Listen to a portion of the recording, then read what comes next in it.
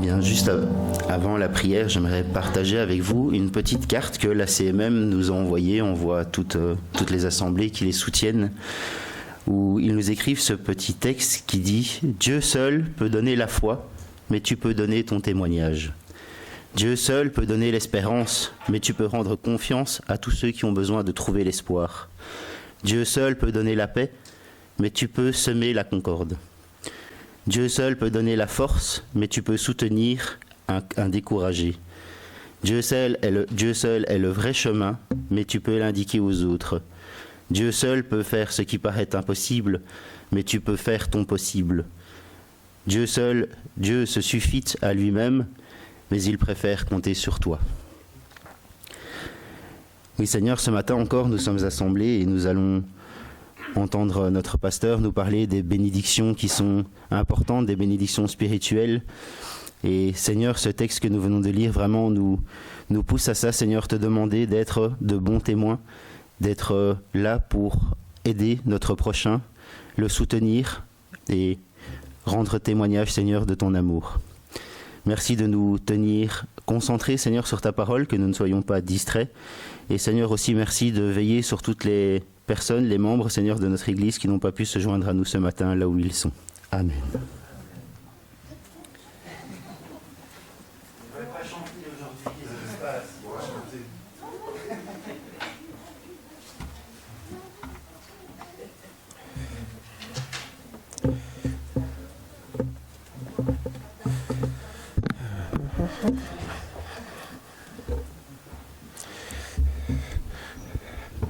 C'est beau de voir les enfants qui ont soif de la parole. C'est avec toi, Roger, c'est pour ça. Oui. En haut, c'est pour les jeunes. Ouais, d'accord. Bien, eh bien, bonjour à ceux que je n'ai pas encore salués ce matin. Nous voulons commencer avec le Seigneur cette année en bonté et en beauté, en pensant à toutes les bénédictions que le Seigneur nous donne et que parfois on oublie. Comme je le dis ici, souvent nous remercions le Seigneur pour les bénédictions qu'il nous donne. Et évidemment, c'est très bien de dire merci Seigneur pour toutes tes bénédictions. Mais parfois, le mot bénédiction est un mot un peu piégé. Qu'est-ce que ça veut dire, hein? Vous savez, c'est comme le mot pardon, le mot fidélité, etc. Il y a beaucoup de mots comme ça qu'on utilise, mais qui sont un peu comme des coquilles vides, parce que si on ne sait pas dire ce qu'il y a dedans, quand on dit merci Seigneur pour tes bénédictions, quelle bénédiction, hein? Si le Seigneur nous dit on dit au Seigneur merci pour tes bénédictions, le Seigneur pourrait dire oui, de quelle bénédiction tu parles là? Et là peut-être nous serions un petit peu gênés aux entournures. On ne saurait pas très bien quoi dire. Merci Seigneur parce que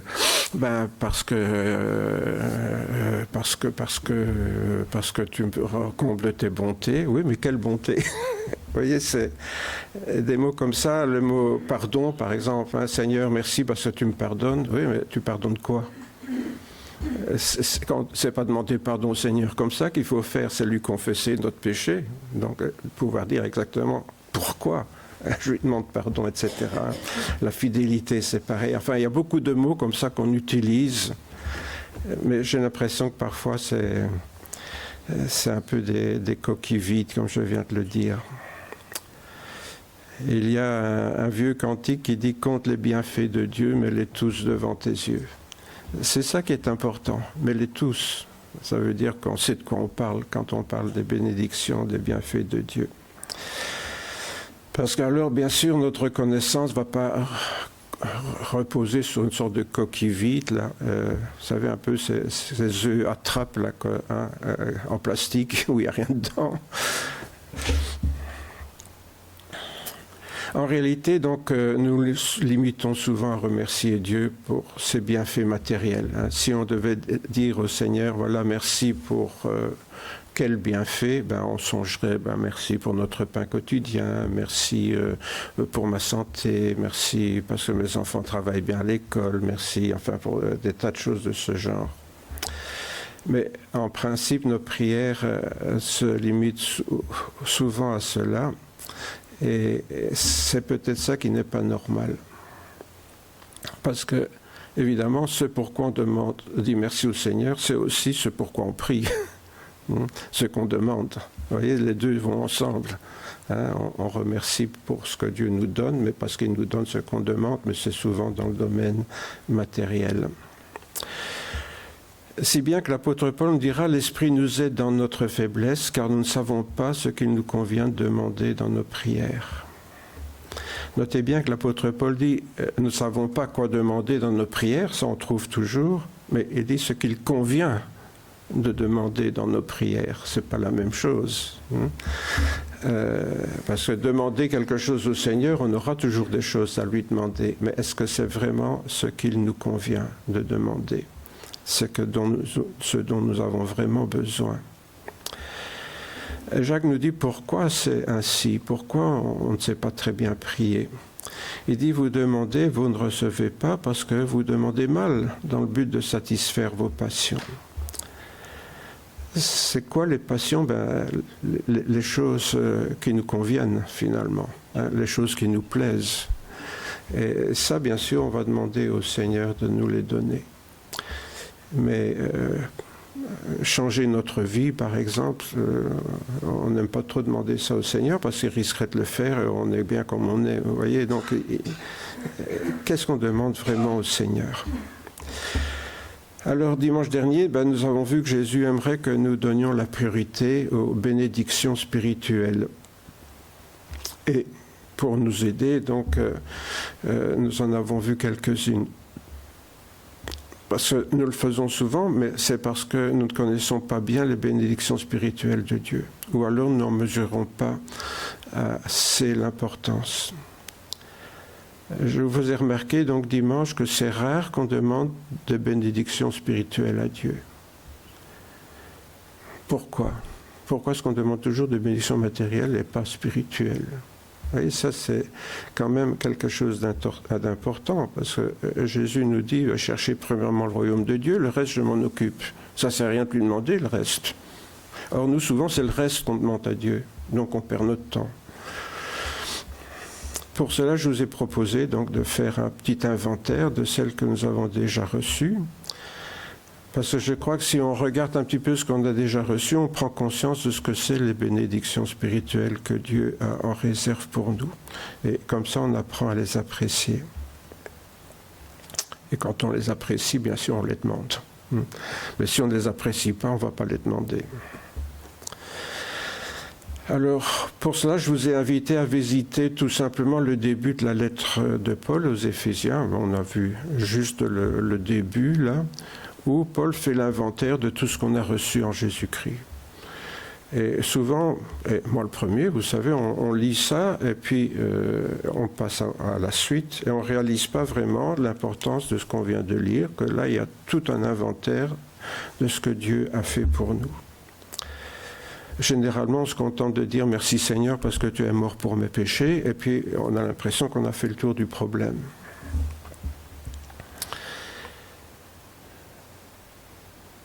Alors nous avons vu que Paul commençait en disant « Béni soit le Dieu et Père de notre Seigneur Jésus-Christ qui nous a bénis de toute bénédiction spirituelle dans les lieux célestes. » Et comme on lit vite, on ne fait pas attention qu'il n'y a pas de S, et on dit, oui, c'est toutes les bénédictions que Dieu nous donne. Non, ici c'est au singulier, c'est l'entièreté de la bénédiction. Donc l'apôtre Paul parle ici non pas de toutes les bénédictions, mais il met l'accent de toute la bénédiction. Donc il y a une bénédiction qui en comprend beaucoup d'autres. Et c'est ce qu'il va faire. Il commence en disant, voilà, remercions Dieu pour toute la bénédiction qu'il nous a donnée, et puis il commence à en faire l'inventaire. Et c'est ça qui est intéressant. C'est qu'ici, Paul envisage une bénédiction globale qui en contient beaucoup d'autres. Beaucoup d'autres qui sont en Jésus-Christ, qui maintenant est auprès de son Père dans le ciel, mais qui est près de nous dans notre cœur. Alors cette pleine bénédiction, Paul donc va la détailler. Et on en a vu, je vais reprendre rapidement, ça je ne m'y arrêterai pas aujourd'hui puisque nous l'avons vu. La première, nous dit-il, avant la fondation du monde, Dieu nous a élus en Christ pour que nous soyons saints et sans défaut devant lui. La deuxième, dans son amour, Dieu nous a prédestinés par Jésus-Christ à être adoptés selon le dessein bienveillant de sa volonté. La troisième, Dieu nous a prédestinés à être adoptés pour faire l'éloge de sa grâce. Bizarre ça, hein? Et dont il nous a gratifiés en son bien-aimé. La quatrième, c'est qu'en Christ, nous avons la rédemption par son sang et le pardon des péchés selon la richesse de sa grâce que Dieu a répandue sur nous en abondance. Souvent, donc, comme je disais, on s'arrête à celle-là, on ne songe pas trop aux autres. Et enfin, Dieu a répandu sur nous la richesse de sa grâce en abondance, en toute sagesse et intelligence. Où est la sagesse et l'intelligence de Dieu dans tout ça? Bien, je vous renvoie au culte de dimanche passé. Après cette étude, j'avais remarqué que beaucoup remerciaient Jésus pour sa mort et pour le pardon de leurs péchés. Et cette habitude est vraiment formidable. Je parle ici des prières qui ont suivi avant le moment de Sainte Seine. Eh bien, bon, comme d'habitude, j'ai entendu plusieurs chrétiens qui remerciaient Dieu pour sa mort et le pardon de nos péchés. Et c'est très bien, attention, je ne dis pas qu'il faut oublier ça, hein. C'est l'essentiel évidemment, mais il y a des tas de choses qui y sont associées qu'on a tendance à oublier. Par exemple, très peu, ça s'est fait dimanche passé, hein, mais très peu ont remercié Dieu pour leur élection ou leur prédestination dans son service. Et quelques-uns ont remercié Dieu pour leur rédemption, leur adoption par le Père. Mais personne n'a songé à remercier Dieu pour sa sagesse et l'intelligence dont il a fait preuve pour nous accorder sa grâce. Vous voyez, donc on a vraiment du mal, même après une prédication, à prier Dieu pour autre chose que ce qu'on est habitué de prier. On est comme, vous savez, on dit les éléphants là, qui suivent toujours la même piste. Là, hein? Eh bien, notez que les vaches dans la prairie, c'est pareil. Hein? Quand elles viennent à l'abreuvoir, c'est toujours la même piste aussi, ça se voit dans les prés. Mais et je crois qu'en tant que chrétien, on a tendance à toujours revenir sur nos mêmes traces, sur nos mêmes pistes, et on oublie qu'il y a là des bénédictions qui sont importantes quand on réalise, je ne sais pas moi, que Dieu pensait à nous avant la création du monde. C'est pas extraordinaire ça. C'est quelque chose, quand on y songe bien, c'est complètement fou ça, hein, etc. Donc, encore une fois, en disant cela, je fais de reproches à personne parce que je constate que, comme moi, vous avez besoin d'apprendre toutes les valeurs spirituelles, donc les bénédictions de Dieu. Et ce n'est pas du tout automatique, c'est un apprentissage. Si j'en parle, comme toujours, quand je prêche pour moi d'abord. Hein. C'est parce que j'ai réalisé que je suis dans ce cas-là que je le partage avec vous. Donc je ne suis pas en train de vous juger, hein. Je suis en train de me juger et de dire regardez comment nous sommes, hein, comment nous sommes, moi aussi, hein, comment nous sommes. Voilà. En fait, je pense que la difficulté, si on réfléchit un petit peu, que nous rencontrons tous hein, avec les bénédictions spirituelles, c'est qu'elles nous paraissent abstraites. Évidemment, si je demande à Dieu de me guérir et qu'il me guérit, ça c'est bien concret, vous voyez. Mais que Dieu me prédestiné à l'avance, oui, ça paraît un peu une théorie, ça. Vous voyez, j'ai du mal à rentrer dans cette idée-là. Or, c'est un peu normal. Pourquoi? Parce que, en fait, toutes les bénédictions spirituelles, elles ne sont pas de notre monde. Vous voyez, justement, c'est le problème, c'est qu'elles sont spirituelles, elles n'appartiennent pas à notre monde physique. Or, nous vivons dans un monde physique. Donc, automatiquement, on a du mal à comprendre ce qui ne fait pas partie de notre monde. Et tout ce que nous venons de regarder avec l'apôtre Paul, c'est des choses qui appartiennent à l'univers de Dieu, ça. Le problème, c'est qu'il nous faut pénétrer dans cet univers au travers de cette... On parle souvent du don du Saint-Esprit, mais le Saint-Esprit nous aide justement à rentrer dans l'univers de Dieu. Hein, c'est son rôle, le Saint-Esprit, c'est de nous faire rentrer dans l'univers de Dieu. Or, il faut reconnaître qu'on a du mal, hein, moi comme vous, hein, on a du mal à rentrer là, dans l'univers de Dieu parce que pour nous, c'est abstrait. C'est pas quelque chose qu'on peut toucher, quoi. C'est quelque chose de spirituel. Voilà. Alors quand on parle de choses spirituelles, c'est ça, c'est des choses qui font partie de l'univers de Dieu, pas de notre univers physique. Tandis que bien sûr les bénédictions matérielles, ça fait partie de notre vie de tous les jours, de notre monde. Et pourtant, qu'est-ce nous dit l'apôtre Paul encore ? Nos légères afflictions du moment présent produisent pour nous, au-delà de toute mesure, un poids éternel de gloire, parce que nous regardons, non point aux choses visibles, mais à celles qui sont invisibles. Eh bien, Roger, est-ce que tu regardes vraiment aux choses invisibles ?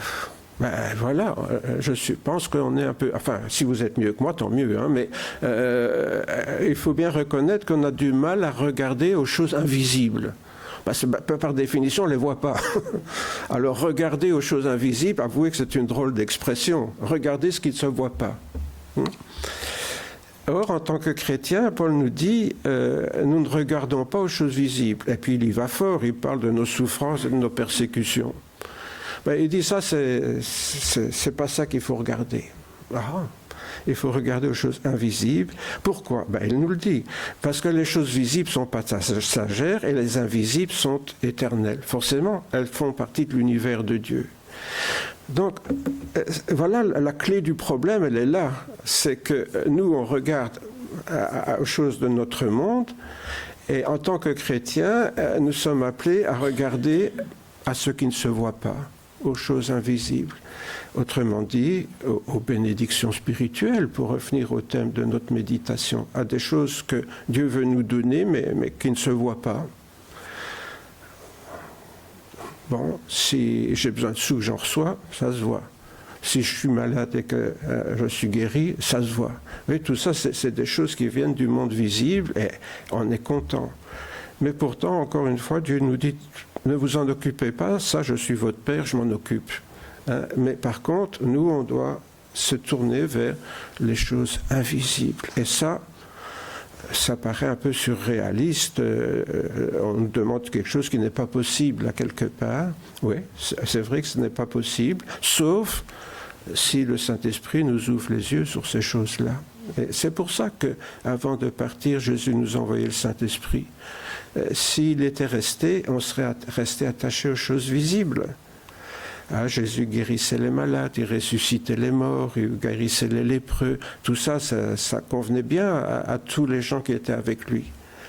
Mais Jésus est parti et nous a envoyé le Saint-Esprit. Alors beaucoup de chrétiens auraient préféré que Jésus reste et que le Saint-Esprit reste là-haut, vous voyez, pour pouvoir continuer à avoir des bénédictions matérielles. Mais non, le plan de Dieu n'était pas celui-là. Et justement, le plan de Dieu, on va un petit peu en parler maintenant. Dès lors, pourrait-on dire que les choses éternelles sont moins réelles, moins importantes que les choses passagères ?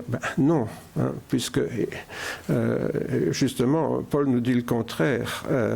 Justement, elles sont plus importantes parce qu'elles sont éternelles, tandis que tout ce qui est matériel, c'est passager. Le jour où on meurt, ça n'a plus de sens pour nous. Nous touchons donc bien là au domaine spirituel où un apprentissage s'impose à nous tous. Avec urgence. C'est pour ça que je vous ai mis le 112 et les flux clignotants là. C'est ça la clé du problème. Il y a un apprentissage. C'est pas quelque chose qui se fait automatiquement. C'est quelque chose qu'on doit apprendre. Et comme tous les apprentissages, il y a un début et puis il y a un progrès. C'est pas acquis directement. C'est pas parce que je vais à l'école un jour que je vais savoir toute la matière. Vous voyez, et voilà. Et tous les apprentissages, c'est petit à petit. Si j'ai jamais travaillé avec le bois, il faudra que j'apprenne à travailler avec le bois. Si j'ai jamais soudé, il faudra que j'apprenne à faire des petites chaînettes avant de commencer à souder quelque chose de sérieux, etc. Tous les apprentissages, il y a un début et un progrès. Mais évidemment, si on ne commence jamais, on ne progressera pas. Ça, c'est aussi une évidence. Donc, est-ce que nous acceptons l'idée qu'il y a là quelque chose qu'on devra apprendre, parce qu'on a peut-être déjà commencé à l'apprendre, mais est-ce qu'on a vraiment progressé ? En effet, les perfections invisibles de Dieu, nous dit Paul, sa puissance éternelle, sa divinité se voient comme à l'œil nu depuis la création, quand on les considère dans ses ouvrages. En fait, on voit les effets, mais on ne voit pas les perfections invisibles de Dieu. Or, c'est ces choses-là que nous sommes appelés à voir, ce qu'il y a derrière les apparences, hein, derrière les faits concrets, qu'est-ce qui se passe là? C'est donc ce qu'on est en train de faire au cours de ces 2 dimanches. Alors, on a vu le début de cet épître aux Éphésiens, on va lire la suite aujourd'hui. J'ai surligné un petit peu ce sur quoi on va s'arrêter aujourd'hui. Dieu nous a fait connaître le mystère de sa volonté, le dessein, donc le plan bienveillant qu'il s'était proposé en Christ pour l'exécuter quand les temps seraient accomplis, réunir sous un seul chef, le Christ, tout ce qui est dans les cieux et ce qui est sur la terre. En lui, nous avons aussi été mis à part, prédestinés selon le plan de celui qui opère tout, selon la décision de sa volonté, afin que nous servions à célébrer sa gloire, nous qui d'avance avons espéré en Christ. En lui, vous aussi, après avoir entendu la parole de vérité, l'évangile de votre salut, en lui vous avez cru et vous avez été scellés du Saint-Esprit qui avait été promis et qui constitue le gage de notre héritage en vue de la rédemption de ceux que Dieu s'est acquis pour célébrer sa gloire. Alors, remarquez bien ici, tout ça parle d'un plan de Dieu. Vous voyez, c'est comme si l'architecte déroule un plan là et nous dit, voilà, on va regarder un petit peu le plan. Et donc ici, c'est tout un plan que Dieu déroule devant nous et qu'on va reprendre tout doucement. Tout d'abord, nous venons de voir, Dieu nous a fait connaître le mystère de sa volonté, le dessein bienveillant qu'ils étaient proposés en Christ.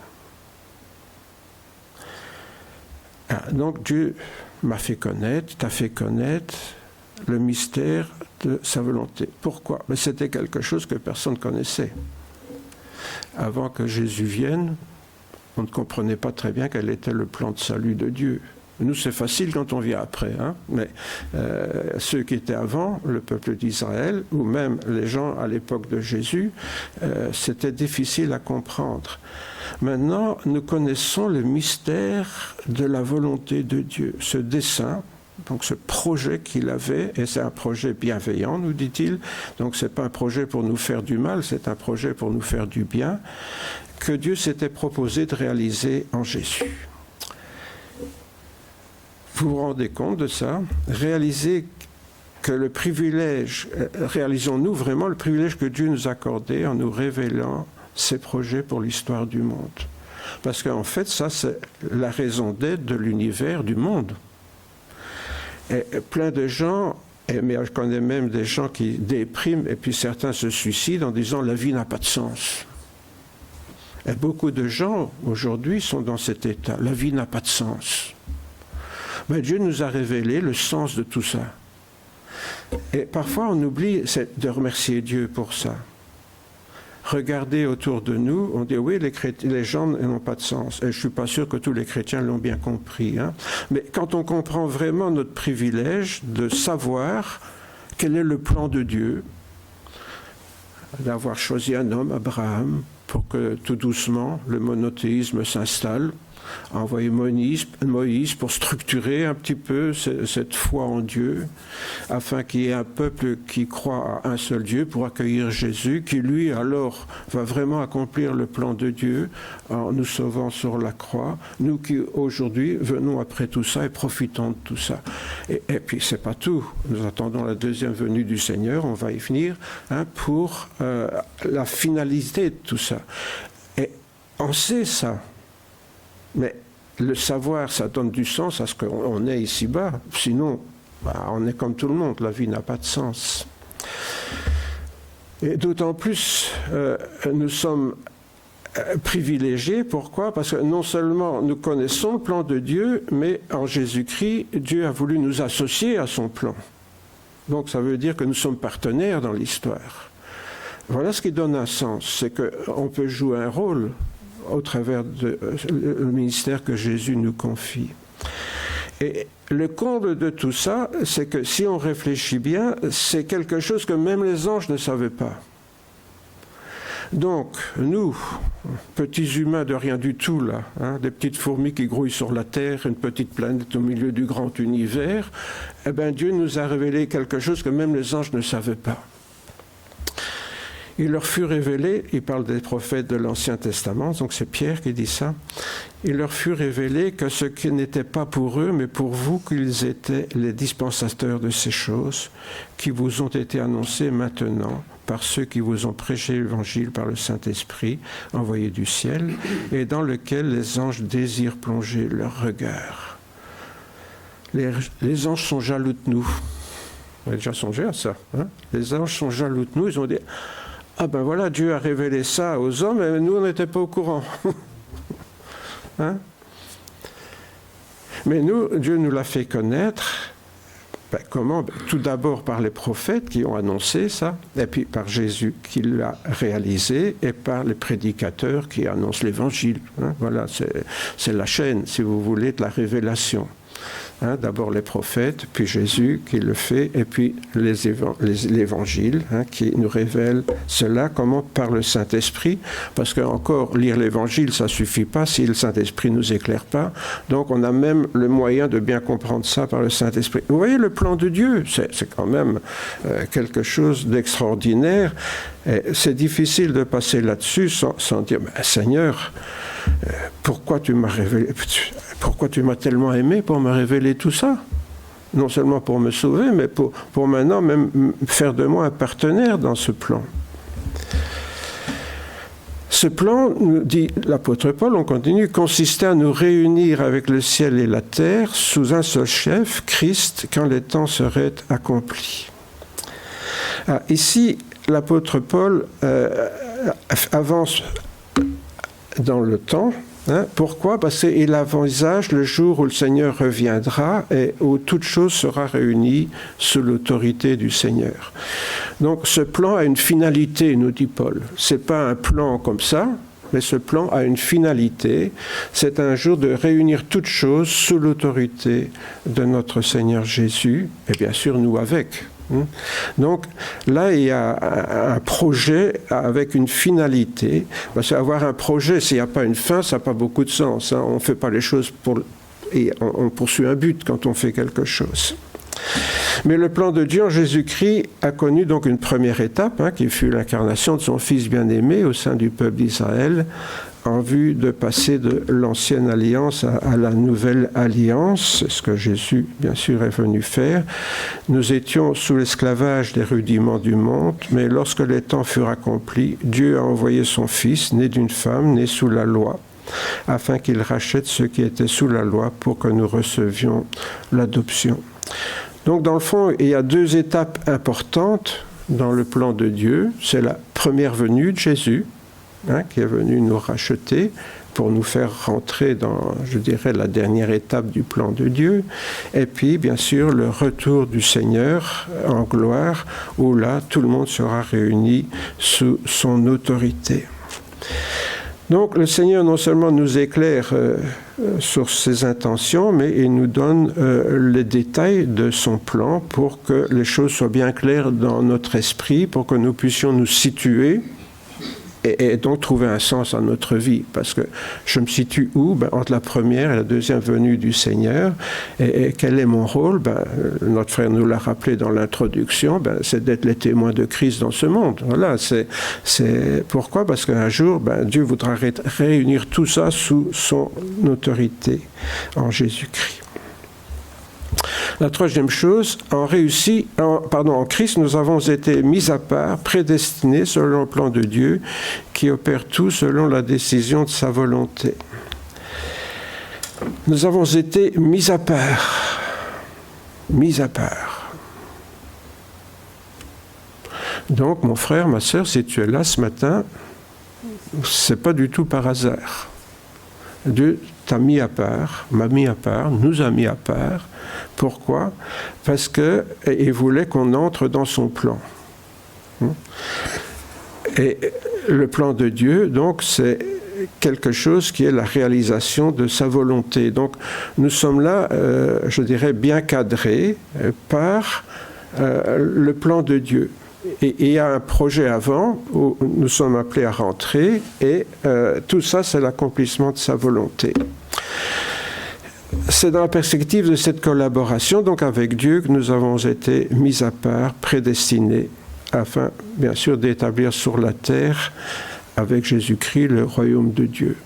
Et alors, je renvoie à cette prédication là sur le royaume de Dieu. Jésus a dit, mon royaume n'est pas de ce monde, c'est un royaume spirituel. Alors c'est là qu'on commence à réaliser qu'on est dans le monde spirituel. Pourquoi ? Parce que le royaume de Dieu, Jésus dit, on ne peut pas dire il est là ou il est ici. Non, c'est pas un royaume visible. Le royaume de Dieu, il est là, tout partout, il y a un enfant de Dieu. Donc le royaume de Dieu, c'est une multitude de petits points répartis sur la planète, là où il y a des enfants de Dieu, là se trouve le royaume de Dieu. Et bien sûr, là se trouve aussi un élément du royaume de Dieu, qui est toi, qui est moi, qui est chacun d'entre nous, qui est là pour accomplir le plan de Dieu dans ce endroit précis où Dieu nous a placés sur la surface de la terre. Notez bien que notre prédestination concerne le plan que Dieu veut accomplir pour l'humanité. On confond souvent qu'on est prédestiné pour aller au ciel ou en enfer. Ça, c'est une autre affaire, parce qu'il y a des gens peut-être qui n'ont jamais entendu parler de Jésus et qui iront au ciel. Ça, c'est Dieu qui décide. Mais il décide pas arbitrairement, mais là, les gens sont jugés selon leur comportement, leurs œuvres. Mais disons, pour nous, si nous sommes prédestinés, c'est destiné pour quelque chose. C'est ça, prédestiné, le mot le dit, on choisit quelqu'un pour faire quelque chose. Voilà. Je le dis souvent, une cafetière électrique n'est pas prévue pour faire de la soupe, quoi. Elle est destinée, elle est prédestinée par le constructeur à faire du café. Voilà. C'est Dieu qui fait croître, mais celui qui plante, celui qui arrose ne font qu'un, et chacun recevra sa propre récompense selon son propre labeur, car nous sommes ouvriers avec Dieu. Nous sommes ouvriers avec Dieu. Ouvrières aussi, bien sûr, pour nos sœurs. Nous sommes tous ouvriers avec le Seigneur. Ça va me dire, oui, ça je sais que j'ai un travail à faire pour Dieu. Non, ce n'est pas un travail à faire pour Dieu, c'est un travail à faire avec Dieu. C'est très différent. Ça veut dire, nous sommes ses collaborateurs. C'est pas simplement un patron qui nous ordonne un truc, c'est quelqu'un qui est en train de faire quelque chose et qui te dit « Est-ce que tu veux faire ça avec moi? Tu veux collaborer avec moi ?» Vous voyez? C'est là qu'il y a vraiment un privilège. C'est que Dieu nous a choisis comme ses collaborateurs. Vous savez, parfois, il y a des gens qui veulent faire un travail, ils vont choisir leurs collaborateurs. Alors, ils regardent tous les CV, là, ou il y a quelqu'un qui le fait pour eux, souvent. Bon, enfin, ça, vous connaissez le système, mais on va choisir les gens. Pourquoi ? Parce qu'on veut des collaborateurs sur qui on peut compter, qui sont compétents. Et cela, donc, c'est notre grâce, c'est que Dieu nous a choisis comme ses collaborateurs. Alors, vous allez dire, oui, mais moi, je n'ai jamais été à l'Institut biblique, je ne sais pas faire des prédications, je ne sais pas aller dans la rue comme ça, annoncer l'évangile aux gens, j'ai du mal à parler, etc. Non, collaborateur, ça veut dire être des témoins pour Jésus. Et parfois, il n'y a pas besoin de parler, il suffit d'agir en bon chrétien. C'est tellement rare à notre époque que je vous assure, on le remarque, les gens qui sont corrects. Donc, ça peut être des choses toutes simples. Rendre un petit service, un sourire à quelqu'un qui est découragé. Être collaborateur avec le Seigneur, c'est pas forcément faire des choses extraordinaires. C'est être là où nous sommes et faire ce que le Seigneur nous demande selon nos moyens. Voilà, c'est tout. Et donc, il ne faut pas non plus voir les choses en grand, forcément, ou avec des clichés tout préparés d'avance. Pour nous qui d'avance avons espéré en Christ, ce plan était que nous servions à célébrer la gloire de Dieu. Ça revient, et ça reviendra encore là, après. pour nous d'avance, qui avons espéré en Christ, oui, j'ai espéré en Christ parce que je comptais sur lui pour pardonner mes péchés, parce que c'est lui qui m'a arraché au péché, qui m'a accordé sa rédemption, d'accord, hein, mais et pourquoi tout ça? Pour que nous servions à célébrer la gloire de Dieu. Pouvoir célébrer la gloire de Dieu, ça veut dire que je peux me présenter devant lui et célébrer sa gloire. C'est ça qui est important, c'est que maintenant je peux me présenter devant Dieu. Parce que mon espérance en Christ était fondée et je suis vraiment purifié de mes péchés, je peux me présenter devant lui. Comme on le dit dans une chanson, on peut dire « tu à Dieu ». Hein? Vous avez déjà songé à ça? Vous pouvez dire « tu à Dieu ». Pourquoi? Parce que c'est notre Père. Rien que de pouvoir dire « tu » à Dieu, je ne sais pas, c'est quelque chose d'extraordinaire. On le fait comme ça, sans y penser. Vous voyez pourquoi je vous parlais des choses spirituelles? Il y a des tas de choses qu'on fait comme ça, on y pense, on ne réalise pas le privilège qu'on a. Et c'est ça les bénédictions spirituelles, c'est tout ce à quoi on ne pense pas et qu'on fait sans y penser. Et c'est pour ça qu'on doit apprendre à dire merci. Et c'est ce que Paul nous apprend là. Pouvoir dire « tu » à Dieu, pouvoir célébrer la gloire de Dieu. Vous savez que le grand compositeur Sébastien Bach, hein, qui a fait des tas d'œuvres qui glorifiaient le Seigneur, hein, c'est beaucoup d'œuvres religieuses qu'il a composées, beaucoup comme la Passion du Christ, etc., des choses qui parlent de choses spirituelles finalement au travers de sa musique. Eh bien, toutes ces partitions, il les signait par ces trois mots, Soli Deo Gloria, hein, en latin, à la seule gloire de Dieu.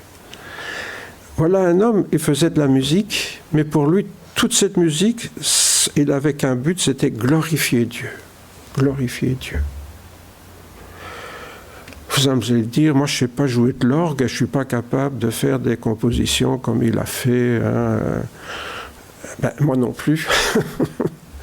Et de Sébastien Bach, il n'y en aura pas beaucoup, je pense. Hein. Mais cet homme, malgré ses dons, disait, voilà. À un moment donné, Françoise et moi avons l'occasion de fréquenter un peu José Van Damme et on lui demandait d'où lui venait sa voix, parce que c'est une voix naturelle. C'est assez rare chez les grands chanteurs d'avoir une voix naturelle. Et il nous répondait comme ça. Et lui-même, il n'était pas spécialement croyant, il était sans doute agnostique, hein, mais il reconnaissait que c'était un don de Dieu. Voilà. Donc ça veut dire que même un homme comme ça, qui n'est pas un chrétien pratiquant, même s'il était croyant en Dieu, reconnaissait qu'il y a des choses que Dieu nous donne, c'est à lui qu'on le doit, quoi. Et pouvoir reconnaître que ce qu'on est capable de faire, on le doit à Dieu, ben c'est rendre gloire à Dieu. C'est rendre gloire à Dieu.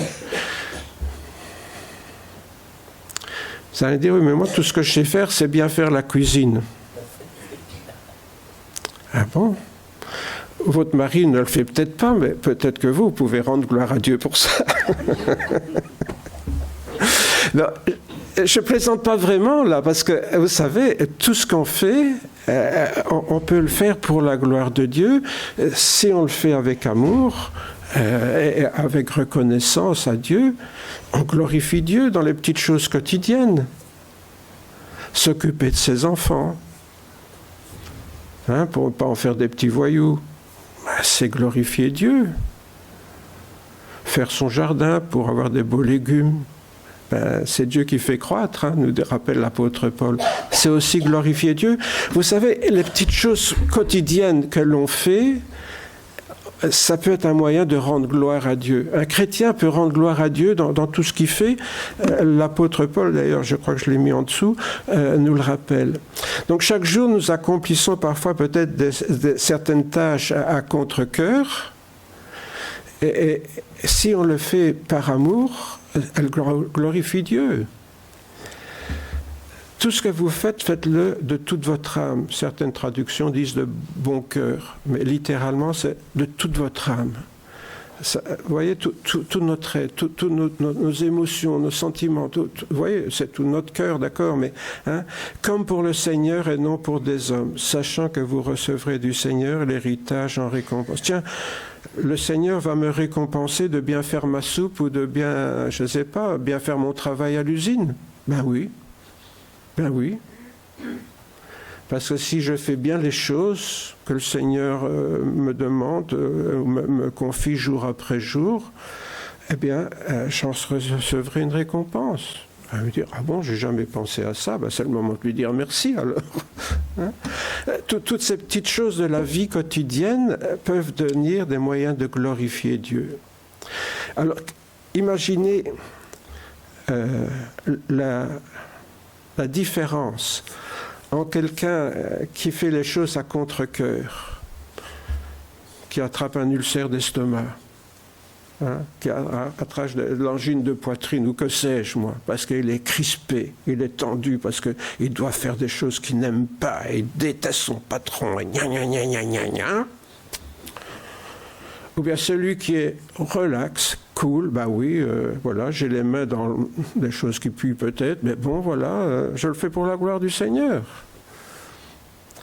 Et quelle différence pour notre vie, dès le moment où tout ce qu'on fait, on le fait pour le Seigneur de bon cœur. C'est un privilège. En Christ, nous avons entendu la parole de la vérité, c'est-à-dire l'Évangile, la bonne nouvelle de notre salut. Bien sûr, je l'ai dit tout à l'heure, ça c'est peut-être ce à quoi on pense le plus. Jésus nous a sauvés. Mais est-ce que vous songez à remercier Dieu pour la première personne qui vous a parlé de Jésus ? Parce que si nous avons entendu parler de l'Évangile, c'est parce que quelqu'un nous en a parlé. Ça peut être notre mère, notre père, quelqu'un à l'église, ou que sais-je, moi. Parler de manière à ce qu'on le comprenne, bien sûr. Un enfant peut assister au culte et puis que tout passe au-dessus de sa tête parce qu'il n'écoute pas. Mais je veux dire, la première personne qui a pu vraiment toucher notre cœur, c'était peut-être par un témoignage. Une personne qui remerciait Dieu pour sa guérison, ou quelqu'un qui remerciait le Seigneur pour autre chose, ou qui nous parlait de la joie qu'il avait trouvée en Christ, je ne sais pas moi. Mais quelqu'un qui nous a vraiment touchés, qui nous a fait sentir le cœur de l'Évangile comme une bonne nouvelle. Au lieu d'être quelque chose de barbant, j'ai réalisé que c'était vraiment une bonne nouvelle pour moi. Et que cela contribue à mon salut.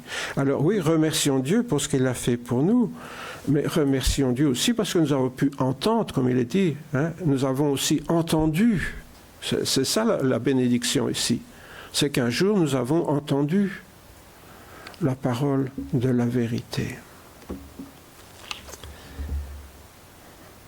Tant de gens sur la terre ne croient pas en Jésus parce qu'ils n'ont jamais entendu.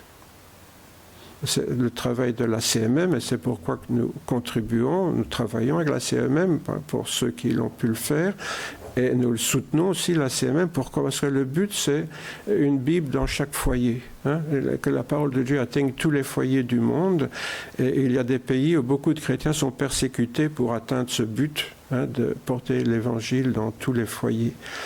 Mais pourquoi ? Parce que si on n'entend pas la parole de Dieu, on ne croira pas. Voilà. Donc, nous avons entendu. Et puis, on ne songe même pas, ça paraît normal. Ben oui, non, c'est un privilège. À l'échelle du monde, c'est vraiment un privilège pour lequel nous sommes appelés à remercier le Seigneur. Supposons que le docteur te dit « Vous avez besoin d'une greffe de la moelle, mais votre groupe sanguin est rare et sans greffe, vous êtes condamné. » Ah, ce n'est pas vraiment une bonne nouvelle. Après 2 mois, il m'appelle et il dit « Ah, on a trouvé un donneur compatible. » Super. Je vais dire « C'est vrai ? Oui, c'est sûr à 100%. » Tu es sauvé. Mais tu es peut-être plus joyeux qu'un chrétien qui est sauvé. Vous voyez ?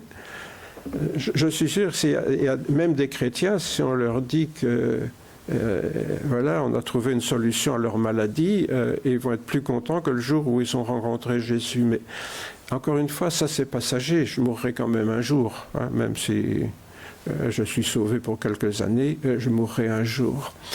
Mais sauvé par Jésus, c'est pour l'éternité. Autrement dit, est-ce que je prends vraiment l'Évangile comme une bonne nouvelle? Est-ce que je vis l'Évangile comme une bonne nouvelle? Je suis sauvé, ça veut dire que j'étais condamné à mort et maintenant je suis sauvé, c'est ça l'Évangile. Donc c'est vraiment une bonne nouvelle.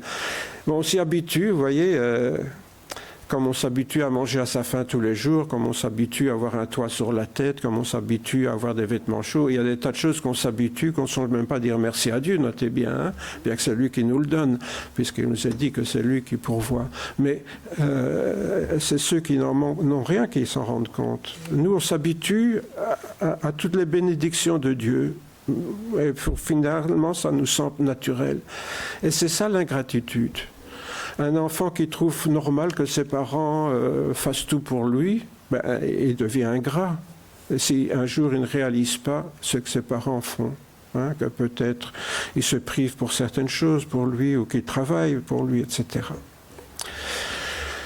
L'ange dit au berger, « Soyez sans crainte, car je vous annonce la bonne nouvelle d'une grande joie. » Autrement dit, c'est une bonne nouvelle qui remplit de joie. L'Évangile, c'est quelque chose, c'est une bonne nouvelle qui nous rend joyeux normalement. Si vraiment nous la recevons. Si nous ne sommes pas joyeux de cette bonne nouvelle, c'est qu'on n'a pas compris que c'est une bonne nouvelle. Qui sera pour tout le peuple. Aujourd'hui, dans la ville de David, il vous est né un sauveur qui est le Christ, le Seigneur. Voilà la bonne nouvelle. Vous êtes perdus, vous êtes condamnés, et voilà un sauveur qui vient vous sauver. C'est vraiment un sujet de joie.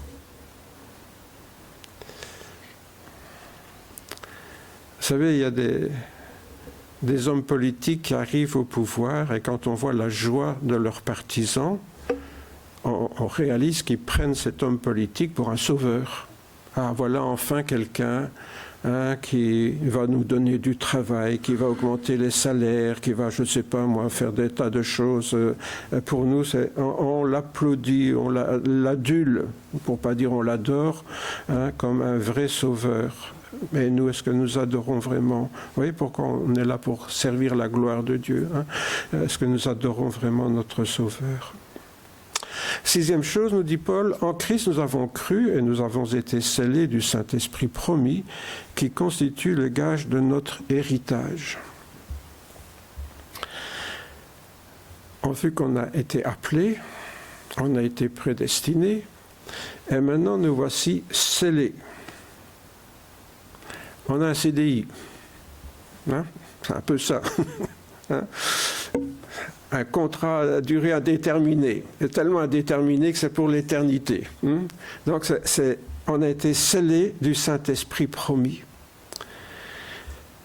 Voilà l'importance du Saint-Esprit, et qui non seulement nous ouvre au domaine spirituel que normalement est complètement invisible, mais en même temps ce Saint-Esprit est en nous, et il est en nous comme le gage de notre héritage. Un autre passage dit on a reçu les arts de l'esprit, un acompte sur ce qui est à venir. Quand on a un acompte, voilà, on sait que le reste suivra en principe, hein, sur cette terre, mais dans le règne de Dieu c'est certain.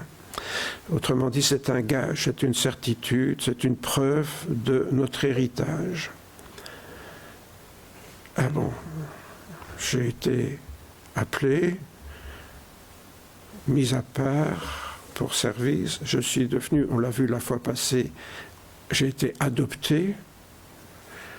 Je suis devenu un enfant de Dieu, un fils, une fille de Dieu. Et maintenant, j'ai en même temps un gage de notre héritage.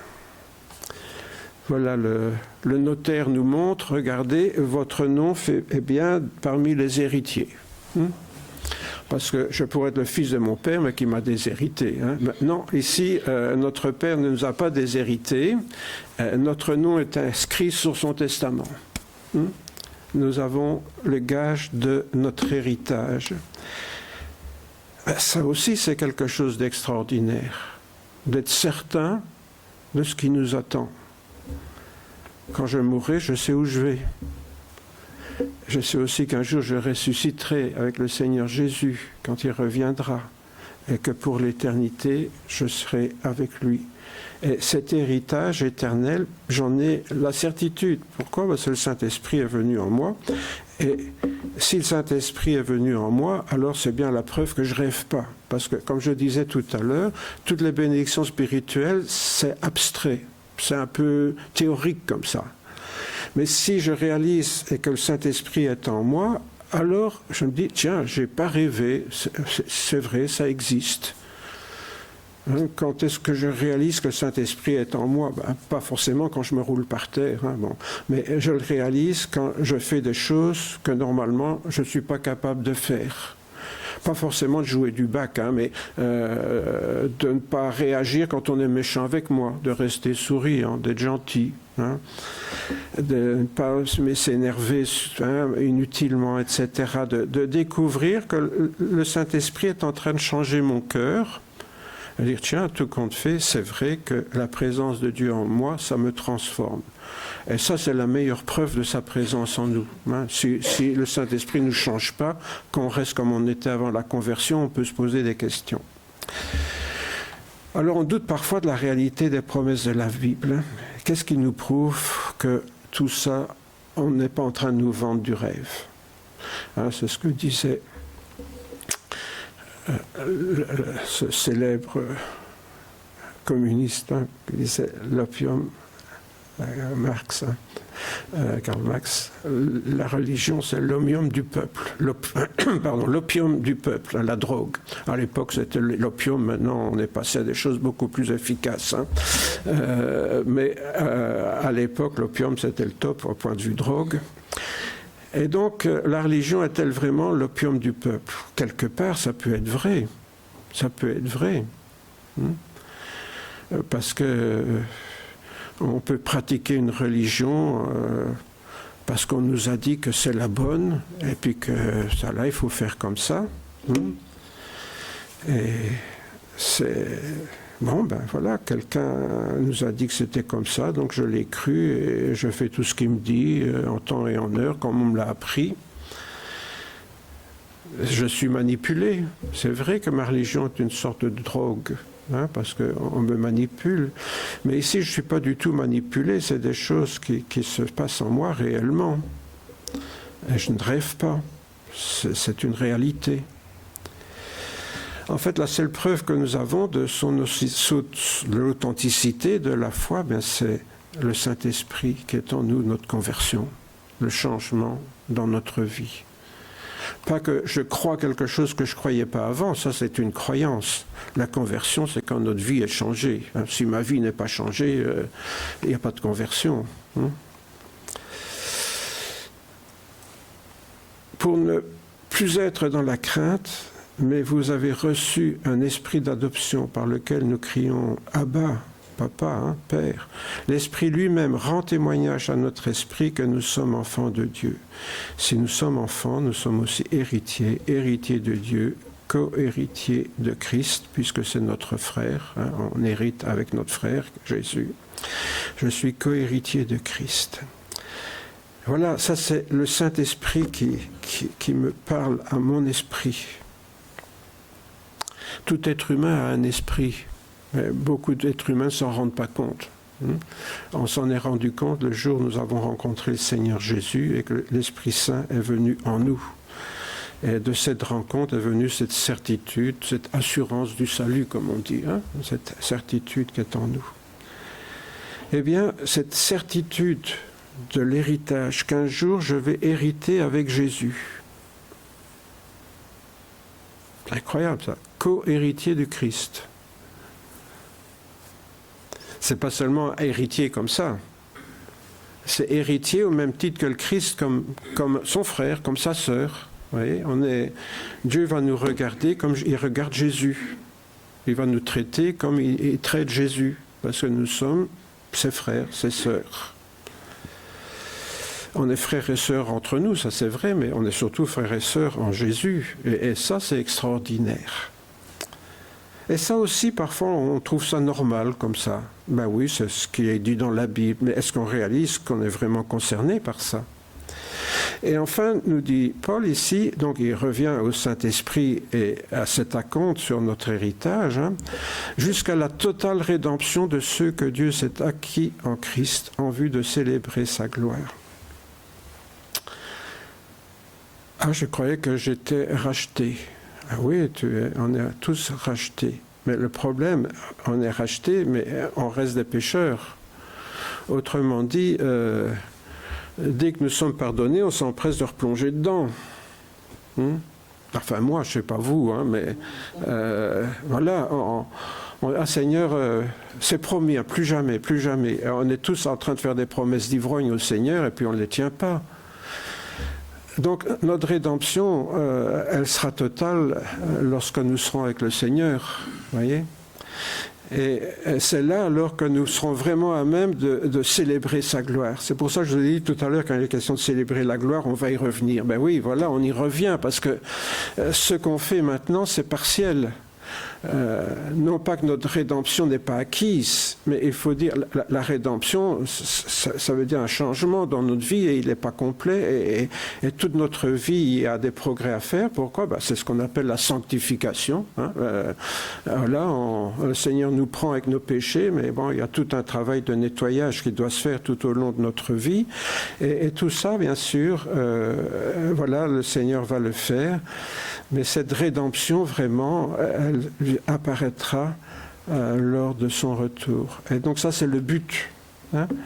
Le but de notre vie sur la terre, c'est de progresser là-dedans, de ne pas rester comme on est le jour de notre conversion, mais de progresser tout en sachant qu'on n'atteindra jamais la perfection, mais que cette rédemption sera totale lorsque nous serons avec le Seigneur. Donc, actuellement, on vit un paradoxe étrange. Jésus a payé le prix de notre rançon pour nous arracher au péché, et nous restons des pécheurs. Et quand nous entrerons dans la gloire éternelle, alors nous connaîtrons bien sûr une rédemption totale. Mais c'est ça le problème. On reste des pécheurs, et cette rédemption, bien qu'elle soit acquise, elle n'est peut-être pas totale pour nous. Mais le prix a été payé. Le problème, c'est nous qui, comment dirais-je, ne nous emparons pas totalement de cette rédemption par la foi. C'est alors, bien sûr, que nous pourrons vraiment célébrer la gloire de Dieu quand nous serons avec lui dans le ciel, complètement débarrassés de cette chair qui nous pousse à pécher. Ici, c'est l'apôtre Pierre qui nous laisse une pensée. Le Dieu de toute grâce, qui est en Christ, vous a appelé à sa gloire éternelle. Quand vous aurez souffert un peu de temps, souffrir, ça peut être souffrir parce qu'il y a des problèmes dans le monde, mais on peut aussi souffrir de ce qu'on est. Vous savez, il y en a que leur péché ne les gêne pas, mais aussi, je crois que parfois ça nous dérange. Enfin, normalement, ça devrait nous déranger.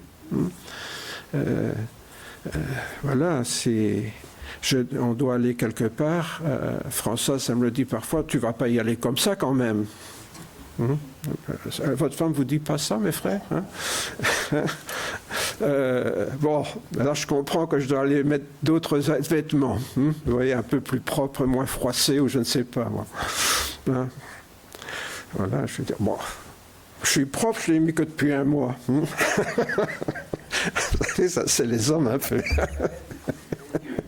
Bon, donc heureusement, notre femme est là pour nous faire remarquer que, eh bien, je crois qu'il y a des chrétiens qui sont comme ça sur le plan spirituel et pas que les hommes. Parfois, nos péchés ne nous dérangent pas trop, quoi. On vit avec, oui Seigneur, tu sais que je ne suis pas parfait, ouais, mais je sais que tu me pardonnes. Bon, on ne peut pas dire qu'on est vraiment repentant, là. On ne peut pas parler vraiment de repentance. Donc, je pense que Pierre pense peut-être aux persécutions qu'il connaissait, eux, à l'époque, mais nous n'avons pas de persécution, mais nous suffisons à nous persécuter nous-mêmes spirituellement quelque part, parce que quand on voit qu'on souffre de notre sanctification qui ne progresse pas, du péché qui est là, qui revient, c'est une souffrance. Mais il dit,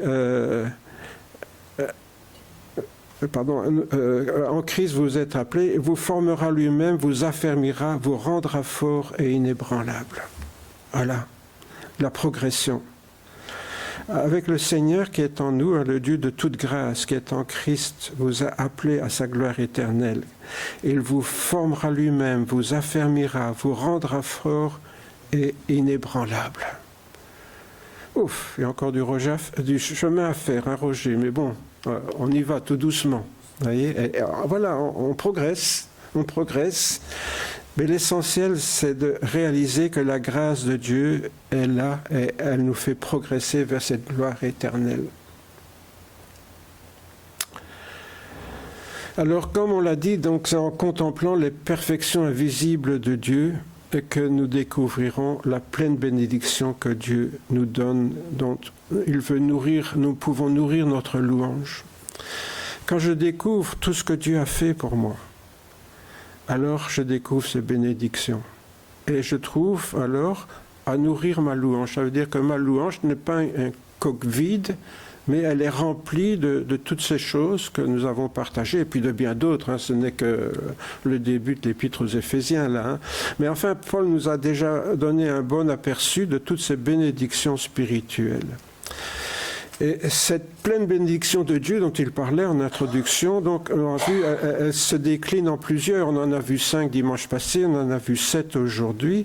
Et en plus, elle ne se limite pas à cela. Hein. Mais disons que c'est un début, quoi, pour rendre notre culte à Dieu, si on peut déjà se rappeler de tout ça. Je vais passer sur ça, vous pouvez le trouver sur le net, ça. Voilà. Alors, en résumé, donc, quels sont les sujets de louange et d'adoration que je peux retenir de ces deux dimanches? Qu'est-ce qui se passe ici, là? Ah oui. Voilà. Avant la création, on a vu dimanche passé, avant la création du monde, Dieu m'a élu pour être saint et purifié. Dieu me destinait déjà à être adopté en Christ. Dieu m'a fait confiance pour le glorifier ici-bas. Dieu a payé le prix de ma libération et de mon péché. Dieu m'a accordé sa grâce, bien qu'il savait d'avance le prix à payer. Et puis aujourd'hui, nous avons vu, Dieu m'a révélé son plan de salut pour le monde. Lors du retour de Jésus, je serai réuni à lui. Je suis prédestiné à collaborer avec Jésus. Mon travail peut glorifier Dieu dès maintenant. Je suis dépositaire de l'évangile de salut en Christ. Le Saint-Esprit m'atteste que je suis un héritier de Dieu et ma rédemption sera complète au retour du Seigneur. Voilà donc ces choses que nous pouvons regarder. Excusez-moi pour le désordre, je ne sais pas ce qui s'est passé. Mais voilà 12 points que l'apôtre Paul nous donne, vous voyez, dans quelques versets, là, au début de son épître, qui sont autant de sujets pour lesquels nous pouvons remercier Dieu, qui sont des sujets de rendre gloire à Dieu. Et ce sont des choses, si vous les notez sur un papier, quand vous êtes en adoration, vous voulez adorer Dieu, vous pouvez regarder, peut-être pas tout à la fois, mais prendre un point en particulier pour pouvoir dire merci à Dieu pour cela. Et on réalise alors qu'il y a beaucoup plus de sujets d'adorer Dieu, de le louer, que peut-être on le pense a priori. Au-delà des bénédictions matérielles, ça ne veut pas dire qu'on doit arrêter de remercier Dieu pour les bénédictions matérielles, hein, je ne suis pas en train de dire ça, mais on peut découvrir une autre dimension de la louange et de l'adoration. Voilà, alors, comme on l'a dit, ou comme je voudrais clôturer par là, dans cette pleine bénédiction de Dieu, cette bénédiction en 12 points là, que Dieu veut nous accorder, qu'est-ce qu'il veut? Il veut d'abord me montrer son amour tel qu'il l'a manifesté dans l'évangile de salut en Jésus-Christ. C'est la première chose, c'est prendre conscience de l'amour de Dieu.